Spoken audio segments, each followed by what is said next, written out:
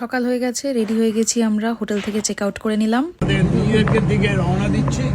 7-8 ঘন্টা জার্নির পরে আমরা নিউ ইয়র্কে পৌঁছাবো, আমাদের গন্তব্যস্থল আমাদের বাড়ি। এখন কি আমরা রেডি হয়ে গেছি। আবার শপিং করতে গিয়ে একটু ঢং করলাম আমি। আমরা এখান থেকে কটা টি শার্ট নিয়েছি, এখান থেকে মা কটা ওয়াল হ্যাঙ্গিং নিল, এই ম্যাগনেটটা আমরা ফ্রি পেয়েছি। এগুলো কি সুন্দর, ঘুরে ঘুরে একটা দুটো দোকান দেখছিলাম, কি সুন্দর সেরামিকের জিনিস। আমার কফি কাপের খুব শখ, কিন্তু আনবো কি করে, আর সেটা এরকম পছন্দ হলো না বলে কিনিনি, কিন্তু খুব সুন্দর, সব ছবি তুলে এনেছি। স্নো গ্লোব, দারুণ দেখতে এগুলো।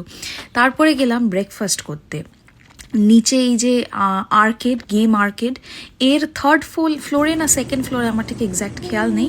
ওখান থেকে গেলাম আমরা ব্রেকফাস্ট করতে।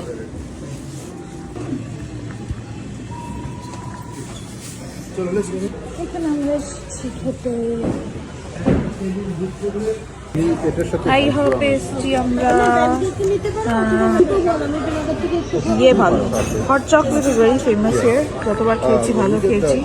এর আগে আমরা নিউ ইয়র্কে 1-2 বার খেয়েছি, তাতে সব মেনু আমার খুব একটা ভালো লাগেনি, কিন্তু ওই আর কি।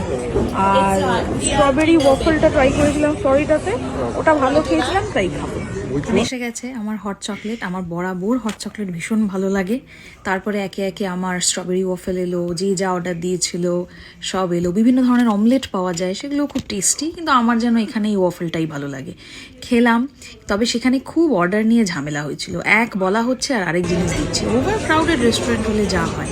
খাওয়া দাওয়া হয়ে গেল, বেরিয়ে গেলাম আমরা, ছেড়ে বেরিয়ে গেলাম।